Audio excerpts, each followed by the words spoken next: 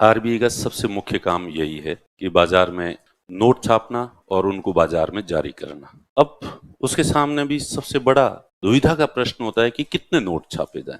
तो मैं आपसे सिंपल 2-3 सवाल पूछूंगा। भूटान में ज्यादा नोटों की जरूरत है या भारत में? भारत में। क्यों? सिर्फ जनसंख्या ज्यादा है। इस हिसाब से तो अमेरिका में ज्यादा नोटों की जरूरत है या भारत में? अरे अगर जनसंख्या रीजन हो तो कायदे से पूरी दुनिया में सबसे ज्यादा नोटों की जरूरत भारत में होगी। नोट का संबंध आदमी से है या खरीदने बेचने से? और खरीदा बेचा क्या जाता है? वस्तुएं और सेवाएं।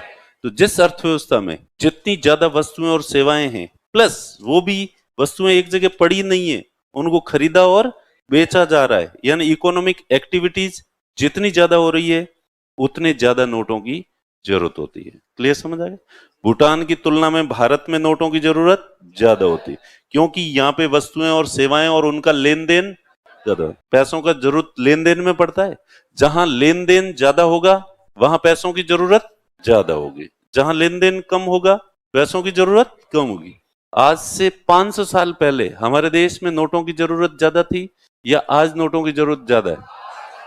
क्योंकि आज लेन देन, पहले लेन देन क्यों कम था? क्योंकि पहले इतने तरह की वस्तुएं और सेवाएं थी नहीं। टीवी नहीं थी, कैमरा नहीं था, ये माइक नहीं था, चश्मा नहीं था, फोन नहीं था, ये टेबल चेयर तुम जो बैठे हो ये नहीं थी, तुम्हारे जो कपड़े बन रहे हैं इतने कपड़े गांव में वो जो होता था, एक शर्ट अपने दादाजी परदादाजी एक खरीदते थे, वो 3 साल चलाते थे।